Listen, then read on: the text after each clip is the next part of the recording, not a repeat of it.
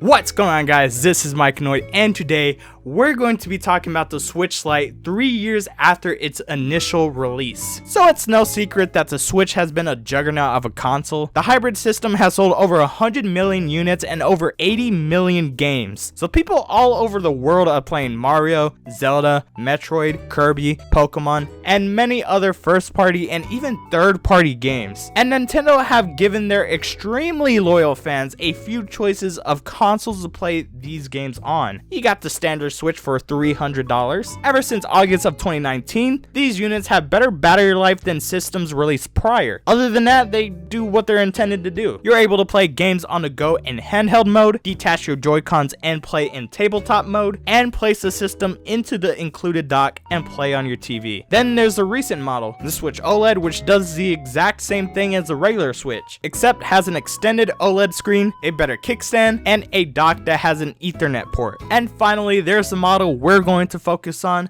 the Switch Lite. Before it was announced in the summer of 2019, it was heavily rumored that a Switch Mini and Pro were being produced. And now it's just every week we get Switch Pro trending on Twitter. But the Switch Mini was shown off to be the Switch Lite, which was released on September 20th of 2019, releasing alongside The Legend of Zelda Link's Awakening, a remake of the highly acclaimed Game Boy game. This isn't the first time Nintendo has used the term Lite on their consoles. In North America in June 2006, the DS Lite hit store shelves. The DS Lite was an overall improvement of the original DS. It had better screens, stylus placement that made sense, and overall a better design in my opinion. The Lite refers to the handheld's smaller, more compact form. The Lite in the Switch Lite refers to a bit more. I mean, sure, the system is more compact and lighter than a regular Switch, but you are unable to play the console on your TV. Not only you just physically can't plug this into your dock, but the Switch Lite doesn't have the same technology to output video, so you still wouldn't be able to use third-party docks. I mean, this is by far the biggest drawback of owning a Switch Lite. You're stuck with playing games in handheld mode unless you just want to play like Super Mario Party or Ring Fit Adventure, which requires Joy-Cons, so you'll need to put the system in tabletop mode. Somehow. The back of Switch games will tell you if they are able to be played in handheld mode, and if they are, then a Switch Lite will do just fine. With the big drawback of no TV support, there comes a big plus side, and it's a D-pad. Official left Joy-Cons have directional buttons instead of a D-pad, mainly so that you'll have face buttons when you turn the controller on its side. Since there's no Joy-Cons attached to a Switch Lite, a D-pad was used instead, which is actually used to advertise the system by Nintendo themselves. You can always just get a third-party Joy-Con with a D-pad or mod it, but you get one straight out of the box with this handheld. The Switch Lite is the cheapest Switch out on the market for about $200 US. Brand new, you get the console itself, the power cable, and the good old health and safety brochure. As of recording this video, there are 5 different colors you can choose from. There are the yellow, turquoise, and gray colors that were first released on September 20th of 2019. Then there's the coral, aka pink color, that was released on April 3rd of 2020 in North America. The console actually released early in Japan, being available to purchase on the same day Animal Crossing New Horizons hit shelves. And then there's purple, blue, blurple? I don't know. Nintendo calls it purple, and it was released on May 21st of 2021, the same day Miitopia came out for Switch. Of course, we can't forget the 2 Pokemon Special Editions. There's the Dialga and Palkia Edition celebrating the launch of Pokemon Brilliant Diamond and Shining Pearl, and the Zacian and Zamazenta Edition celebrating the launch of Pokemon Sword and Shield.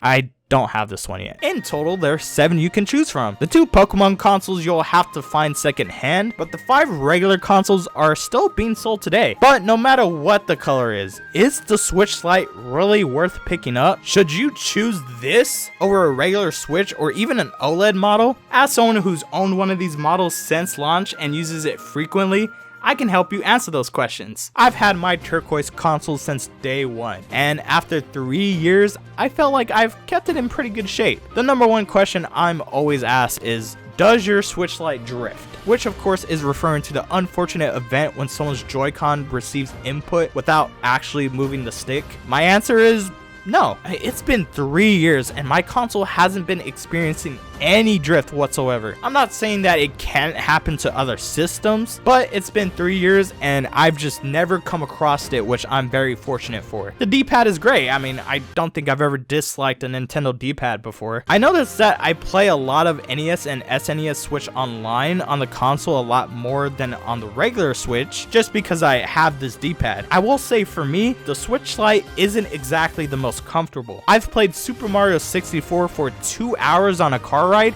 and my hands and wrists were cramped for 2 days. That's why I have the shell grip on mine, and it makes playing way better. Even with the grip on the Switch Lite, fits in all my cases. I have this officially licensed case, which was cool for a while, but it started to get dirty. I have the flip cover that attaches to the system itself that costs $40. Personally, I'm not really a fan of this. It doesn't have any level of comfort, and I can't stand this thing just dangling. This Pokemon case with Pikachu and Mewtwo on the front is the case I use the most. It holds the Switch Lite good, carries my games, and you can even set up tabletop mode with your system. Obviously, I have a screen protector on my console. I mean, you should always have one of these on any device with a screen. The thumb grips probably aren't necessary. I like them to keep the white joysticks from getting dirty, and I just like the blue Pokeballs. Depending on how many games you have digital, you're going to need a memory card. The one I have in mind is 400 gigabytes, which is honestly overkill for me. I don't have every single game I've bought downloaded on my Switch Lite, just any game I frequently play a lot or currently playing at the moment. But I say it's a good idea to have at least a 128 gigabytes micro SD card to get you started. The 32 gigabytes on the system can barely hold 3 big first party games. I have my Switch Lite as the primary console, meaning I don't need to be connected to the internet to play any of my digital games. I also have Switch Online to have access to my save data for almost all of my games, so I can easily switch between consoles. That joke has already gotten old. The Switch Lite is the handheld I play with most nowadays. I still use my regular Switch to record gameplay, but whenever I need to leave the house, the Switch Lite is the console I'm bringing with me. I just want to say I normally don't buy the same system multiple times. I just really like the Switch Lite. The core one isn't even mine. I stole this one from my girlfriend. If you are buying a Switch for the first time, I would just recommend getting a regular Switch or an OLED model if you have the extra money. If you even have the slightest desire to play games on the TV, then spending the extra money will be worth it in the long run, so you can experience all 3 ways to play without worrying about compatibility with the games. Also, if you want to live stream or record gameplay like me, you wouldn't be able to do that with the Switch Lite. I would only recommend getting a Switch Lite if you already own a Switch and you're looking to own a second one to take out of the house, or if you only have a budget of $200, or if you just don't own a TV or monitor. I know the whole point of the Switch is that you can play it at home and take it with you, but the system is pretty hefty compared to the smaller Switch Lite. Owning multiple Switches is not necessary. Just having a Switch at home and one you can take with you on the go is just kind of a quality of life thing. But even after 3 years of use, I can personally say that the Switch Lite holds up. Not physically, you still need a stand to prop it up. Well, that's going to be it for today's video. Let me know what colors you want the Switch Lite to come in next down in the comments below. Thank you guys for watching, and of course, I will see you guys in the next one. Take care. Nintendo wanted households to own multiple Switch systems, and I feel like they succeeded with me.